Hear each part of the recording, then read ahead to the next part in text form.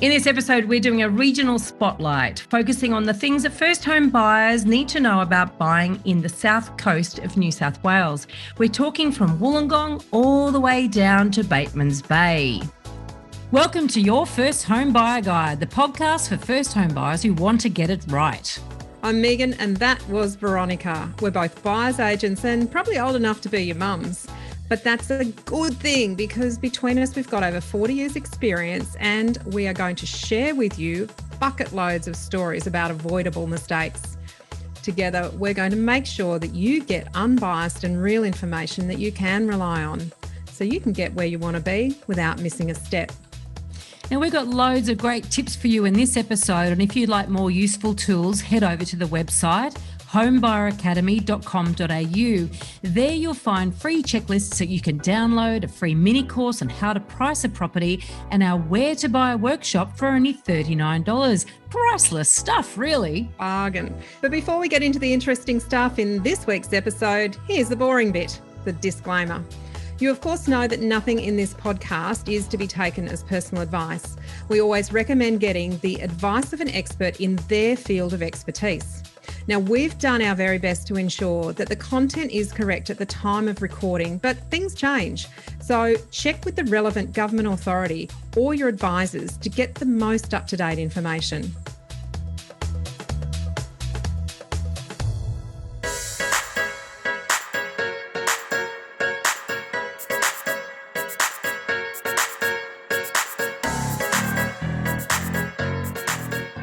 Local knowledge is so important when it comes to buying property. And today we're talking to a local expert who's going to share his tips on what first home buyers should be looking for and the mistakes that can be avoided in his area.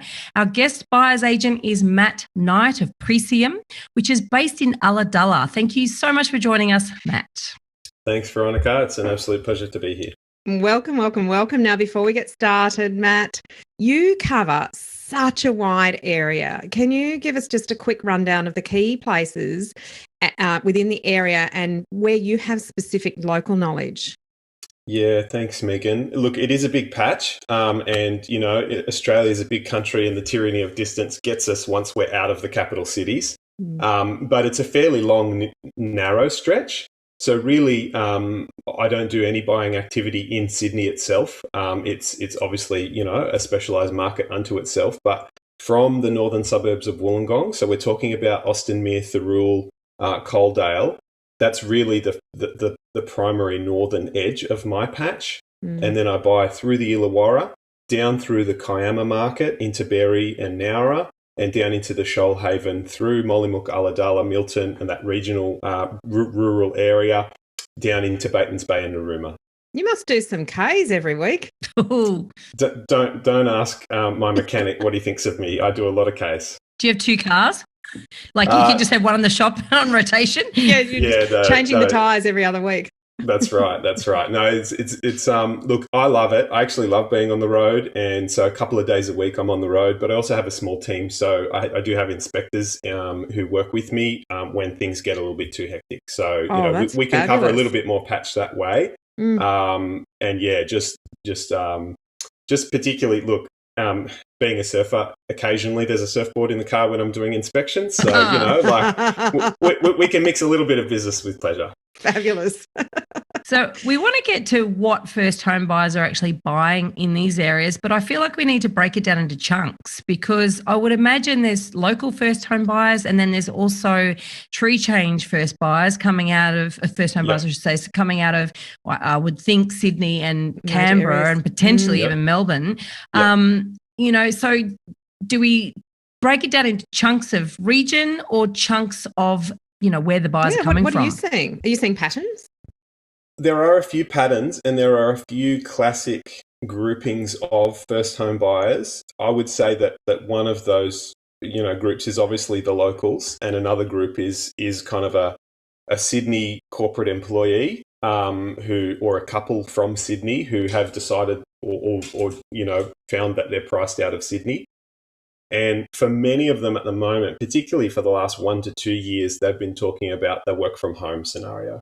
So that whole sea change with a work from home component with a possibility of commuting back to Sydney 1, 2 or 3 days a week has become a very big piece of the clientele that I've been helping, and certainly a classic kind of a first home buyer who I would imagine is, you know, a big segment of your listeners.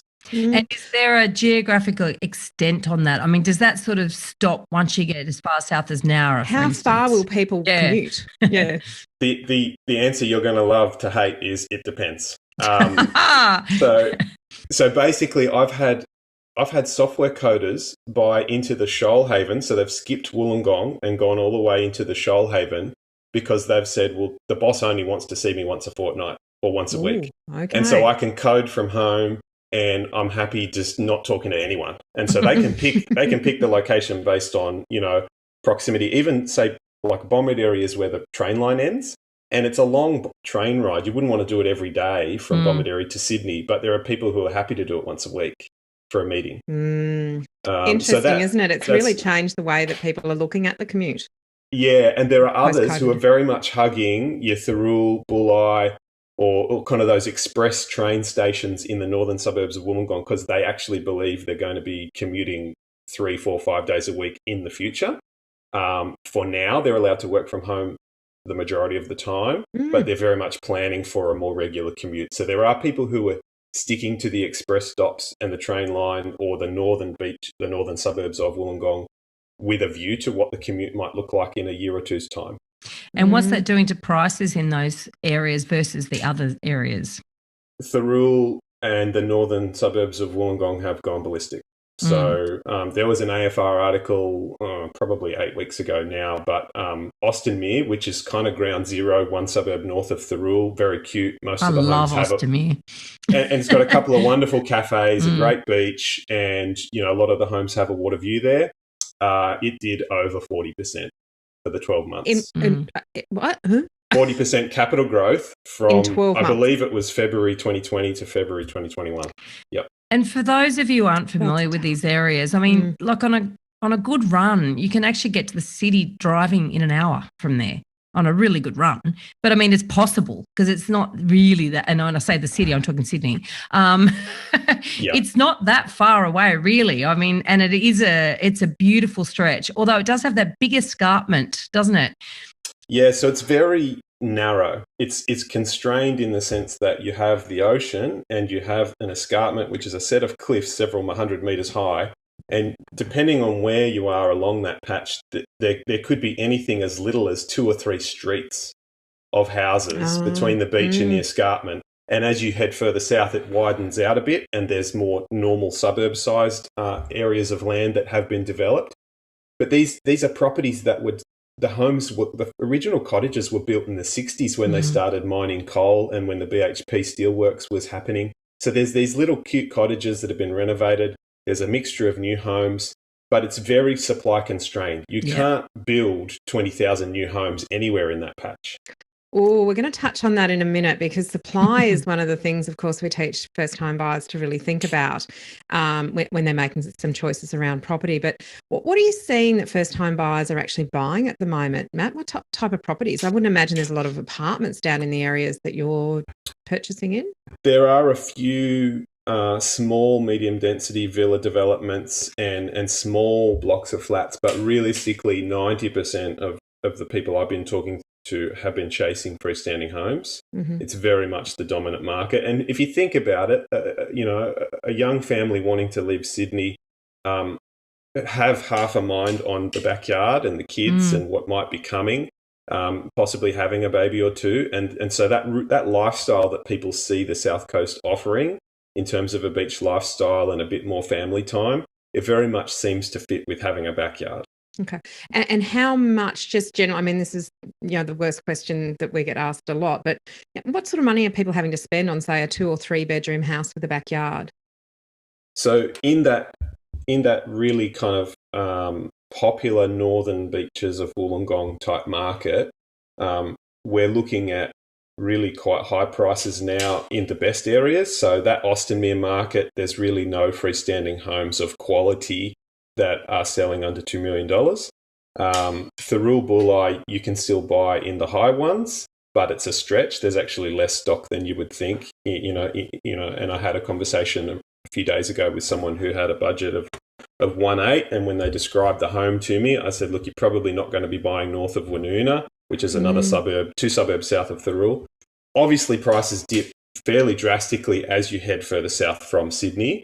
There's a little node around the University of Wollongong, Kirraville, which is very tightly held. So kind of prices fall down towards the million mark. They dip up again 10 or 20% around the university, and then they fall fairly rapidly as you head south because it's some very much more working class suburbs. The southern half of the Illawarra historically is where the industrial estates are. It's where the steelworks is.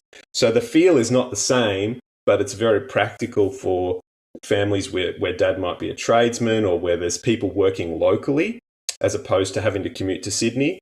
So that southern half of the Illawarra, you can still pick up a home in the 7s, 8s and 9s. So well under $1 million if that's what you're chasing. And what types of homes are they there? Because that's sort of, there's a lot more housing developments and new estates down there, right?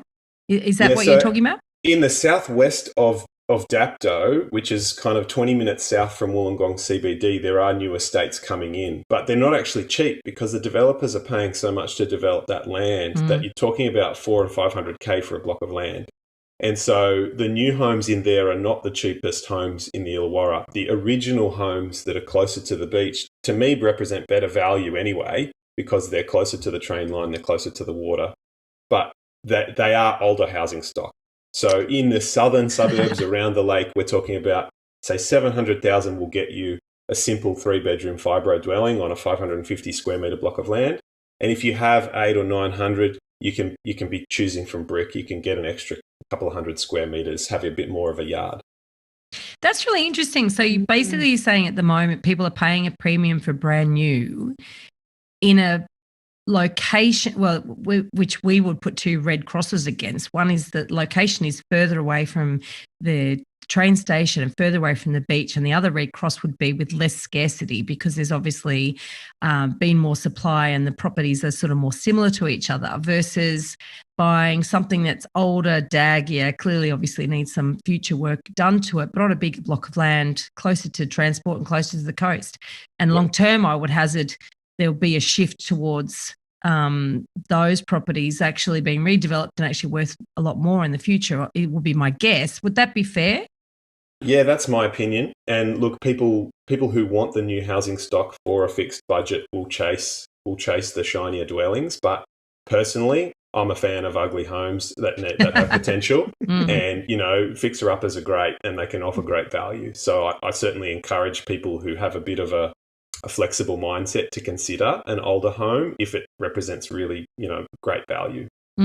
Interesting. It's a good point actually that you make. There's a difference between what first home buyers are buying and what you recommend that they buy. And I hear in that little snippet there, you're very much perhaps pointing people more to a better buying opportunity and better for their future if they do have an open mind around the older style house in a better location.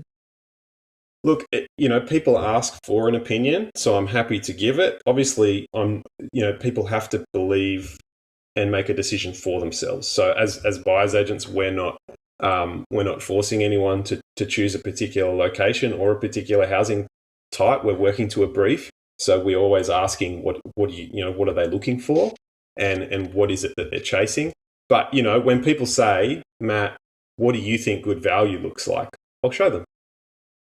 So going further south, so that's sort of around the Wollongong area. As we head further south, what do prices do, or what opportunities are there for first home buyers? So prices counterintuitively go up again when you hit Kiama, which is the next major regional coastal town. And that's because Kiama has been attracting baby boomer retirees for decades. Way before COVID was a thing, boomers were retiring to Kiama and prices have always been expensive. And so, you won't find any bargains there. But as you head south, the next major regional town is Nowra. It's a little bit off the beach on the river. It's a 25-minute drive out to the coast from there. And Nowra has a really long history of agriculture and also tourism, but particularly a naval base, which provides a really great stability to the employment and the service sector there. there's quite a lot of diverse money based around the naval base, the hospital, and kind of just the local CBD. It certainly also has historically a bit of a, for want of a better term, a bogan element. But it's actually doing very well, and there's a lot of infrastructure money being spent on the roads that are heading to Nowra. They're rebuilding the bridge right now. So Nowra is the first affordable South Coast regional option for people, whether you're a first home buyer who is flexible about where you can move to, or whether you're a rent investor, like a first home buyer that wants to start out by buying an investment property. You can still buy a freestanding home in Nowra in the fives. And look, if you wanted to chase a fibro in the worst street, you could probably do cheaper than that. I don't encourage it, but fives and sixes, you can still buy a freestanding home in Nowra. There's a lot of good quality stock and bigger homes that are selling in the 7s, 8s and 9s, but there are still things in that next price point down. And would someone commute, as you mentioned before, maybe once a week or once a fortnight? Is that still a commutable distance? Not every day, but not every day, but if it was occasional, yes, that's happening.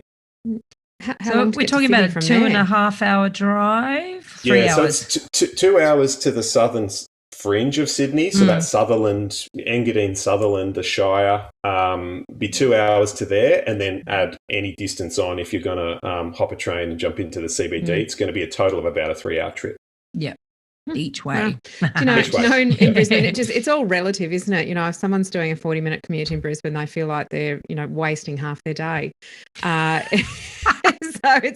that's where local knowledge is so valuable, because if I was looking down there, I'd have a particularly warped perspective of what is reasonable and what I should be looking at, and where the value proposition sits. So your local knowledge is invaluable, Matt, and I hope I hope our listeners are getting a lot out of it in that South Coast area.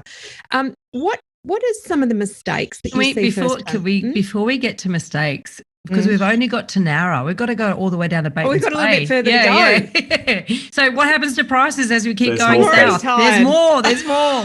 So they, as you head south from Nowra, they kick up again, the next major town being Ulladulla Mollymook.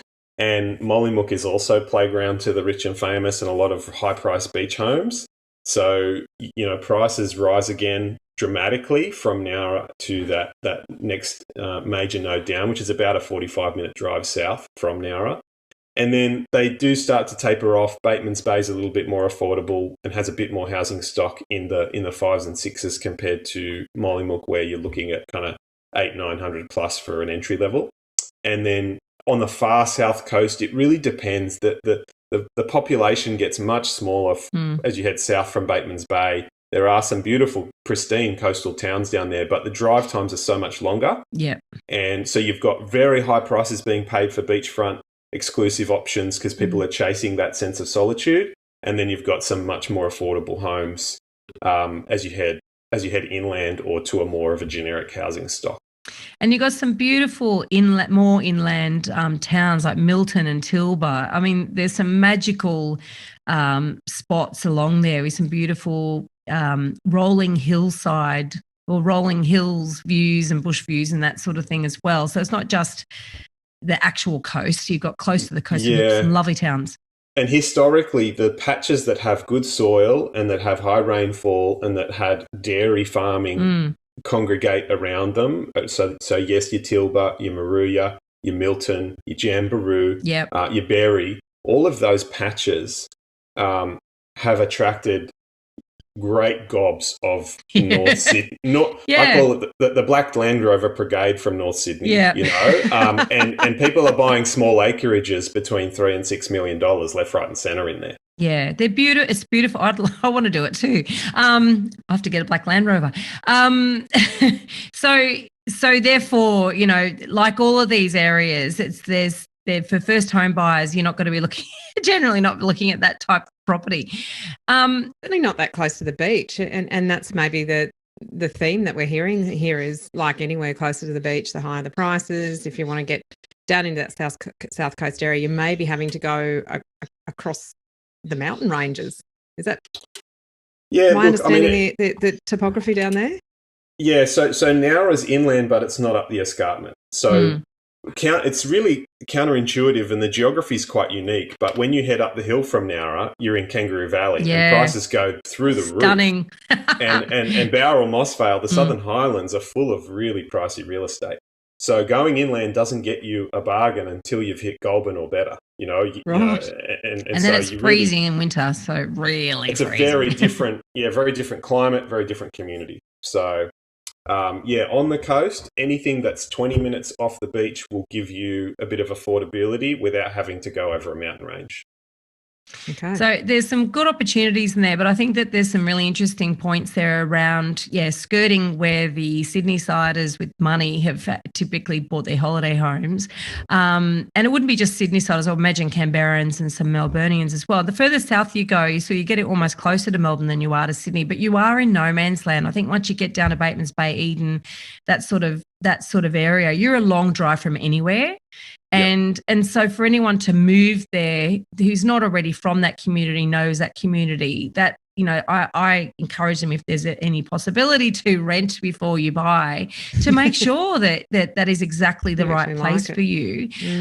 But the problem with that, and maybe we'll be leading into Megan's question earlier about mistakes, is that it's hard to get rental accommodation really anywhere in regional Australia at the moment. So how do first home buyers, or what are some of those mistakes, and how do first home buyers avoid making them? Yeah, so I think that if you can spend time in a community, that's really good advice. My wife and I left Sydney. We grew up in Sydney, and we left about 14 years ago. And we spent a year and a half in a rental property here before we built a home. So, and we had no regrets about doing that, because when we first moved down, we had a very different idea about what we thought we wanted. And the more time we spent here, we realized that was probably a mistake for us. So spending time is great. As you've said, yes, vacancy rates are at all-time lows on the South Coast. Many of the coastal nodes are below 1% vacancy rate at the moment. So you are scrapping to get a rental property. Is that a theme that what we're seeing in Brisbane, a lot of investors are capitalising on the market growth and actually selling their investment properties, and there aren't a lot of investors buying, so the stock isn't being replenished? Are you seeing that kind of thing in that south area as well? In the Shoalhaven, it actually happened before any of that occurred, and it was actually to do with the bushfires. So in the Shoalhaven, we had about 500 families displaced. Yeah. And they had obviously they had to manage an insurance claim to rebuild their home, but that takes a year or more. And so you've got 500 families immediately dumped into the rental market, and there weren't 500 rental properties. So our vacancy rates went to zero after the bushfires. And they're only those families are slowly finishing homes and coming back into their own home now. So we were tight before COVID hit. When COVID hit, a number of people fleeing the capital cities because they didn't like the idea of lockdown in a unit, and they had a flexible job, or they didn't need a job, or they had enough capital to survive for a while, they took up anything that was left. So it's just been very tight for 18 months, 2 years now. Anything on the horizon that indicates that's going to change? Are you seeing any investor activity down there? We are seeing investor activity as recently as probably 2 or 3 months ago. I would say that the investor phone calls started happening. So there are an increasing number of people considering investing on the coast now, which should put a little bit of stock into that market.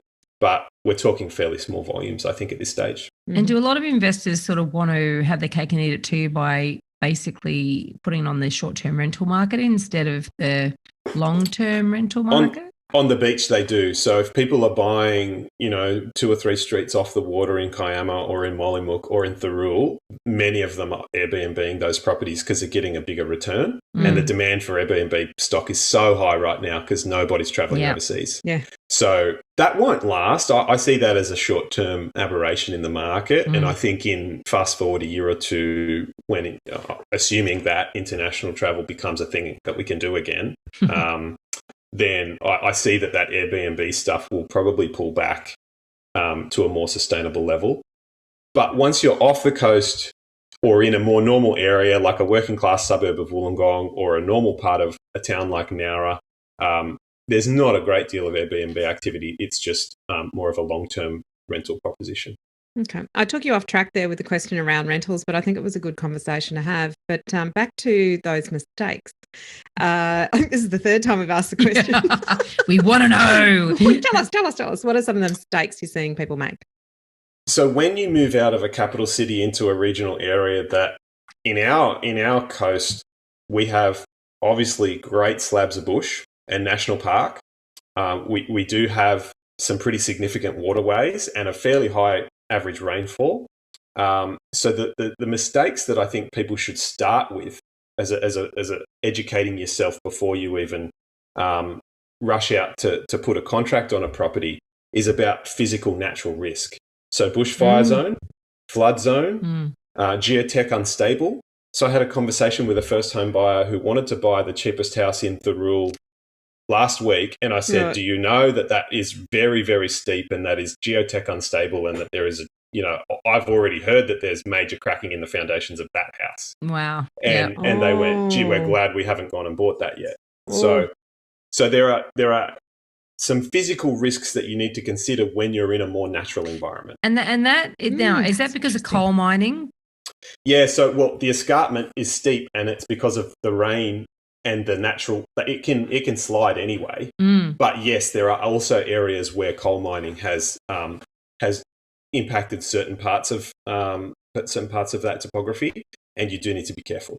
It's funny, as a kid, we used to go down, because I grew up in the Shire, we used to go down to those northern Wollongong beaches, and the family on a hot summer's afternoon, and there's that old road which has been superseded by the lovely, what's that lovely bridge called?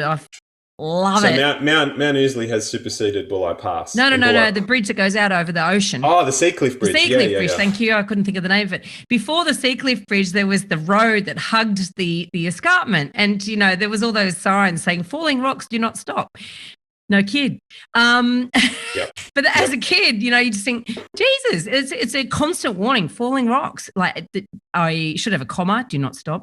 But if you drive the Seacliff Bridge now and look at that road, you will see how many falling rocks have actually hit that original road, and it's really scary. Yeah, it is. That's the thing. I was like, got that memory in my mind. I looked at that exact thing in my mind, thinking, Jesus, just sheer luck, I think, that no one was killed, or maybe people were and we didn't know about it.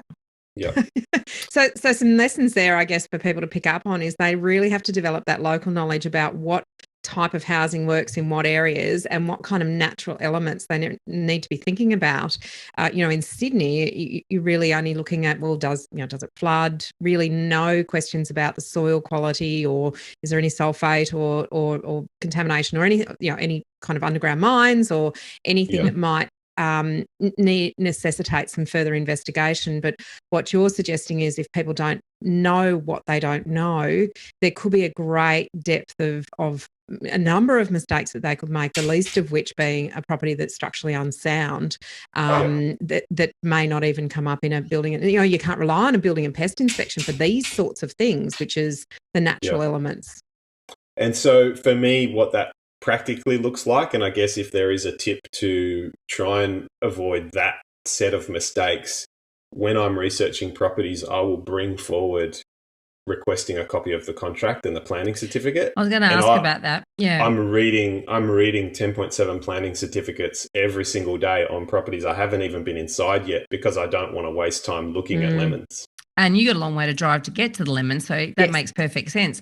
Now, and on that, and that is one of the things that we do cover in the course, the pay system, is we do have a whole module on contracts, and different states have different legislation and different vendor disclosure requirements. And New South Wales has probably the highest vendor disclosure requirement in the country, and one of those documents is that zoning certificate, which forms part of that contract. And we do take you through, if you want to do the course, and you actually learn how to look at that and read that and what to look for in there. And it's a gold mine of information, isn't it? It is. Now, it's definitely worth people doing, even though those documents might look like they're full of jargon and they might read, they're good bedtime reading, they're quite dry documents. But put you to sleep. But you've got to know what you're looking at. If you're going to understand what am I about to spend $1 million on, it's really important. Yeah. Yeah, good point, well made. But knowing what that jargon means is an important one as well, and sometimes spending a little bit of money for someone to explain, so that when you do look at these sorts of documents, can put you in a really superior position to someone who might just throw it at their solicitor and spend a bit of time and miss out on an opportunity because they don't know what they're looking at. Or you might throw it at the wrong solicitor, because if you do, this is another reason where you talk about getting your support crew lined up and using a solicitor who understands local property, does a lot of local property conveyancing, is really important. I would imagine, if you sent that to a Sydney-based lawyer, they probably would have no idea about any of that stuff. They might read it and get alarmed, or they might read it and brush it off, not realising actually how critical it is in that area. Of it. Mm. Yeah. Have you come across anything crazy recently in your marketplace? Crazy how? You just tell us. Something that, every now and then you're sitting there and you just go, what just happened? What were they thinking? WTF. Oh, look. So I've had, in terms of, I don't know if this is crazy by your guys' definition, but I've had situations where we've been trying to buy homes in the northern beaches of Wollongong, and we've had, if I've had, say, for example, I've had a few Aussie expat clients, so young couples currently working in London or Singapore, wanting to get home because of COVID, wanting to take their capital and buy their first home here. And I can get them a solicitor review and a building and pest and all that stuff done within 24 hours, so we're ready to buy. But they have been beaten to the table by someone who bought the property for the same, and we're talking about $2 million homes, by someone who buys sight unseen, by someone who buys without a building report, and who hasn't even, confirmed that their finance is ready. Now, maybe they're confident on finance. I don't know them. But if you're buying sight unseen, you haven't been inside a house and without a building report, to me, that's reckless. Yes. So that's happened. Yeah, that's crazy. Several. I've seen it happen too. Absolutely. And it's that complete fear of missing out and overconfidence. Yeah. And it's really alarming that people aren't at least getting a buyer's agent to run their eye over things and advise if there's any red flags that need to be considered. Yeah. In terms of just general education, there's been one or two agents locally who will remain nameless who've been consistently quoting a certain figure for an auction guide on properties, and I've had excited clients ring up asking me to go and bid for them. I said, that property will sell 300k above what you're thinking it is, and they'll say, what? Why? And I said, well, here's the last 5 results from that agent, and here's what they guided, and here's what it sold for. So underquoting is, certainly a thing that's in every market at the moment. And surely it's not, Matt. Coast. I mean, no, can't be happening. It's illegal. Yep. Oh dear, we need to do a whole episode on underquoting, I think. Well, it's different in different states too, because of course you can't quote anything in Queensland, and there's certain laws and regulations around the way that you can quote in New South Wales and Victoria, and we often debate the fact that as long as the reserve was within that quoted range, then it's the market that takes it well above, and is that underquoting or is that just market madness? But if you see a pattern with a particular person, then you start to get a little bit suspicious, don't you? Yeah, and it is that's crazy in the sense that buyers just actually. Since when do buyers believe what agents say? It's like wishful thinking, isn't it? Really, it's like, oh, sure. Yeah. You need to verify the information, and obviously people going to you is the right pathway to go to make sure they're not spending money on building and pest inspections and getting their hopes up for auctions that are way out of their budget. And recent sales. And I think that's the thing. If anyone's been on our website, we've got that little free course there, the free mini course, how to price a property.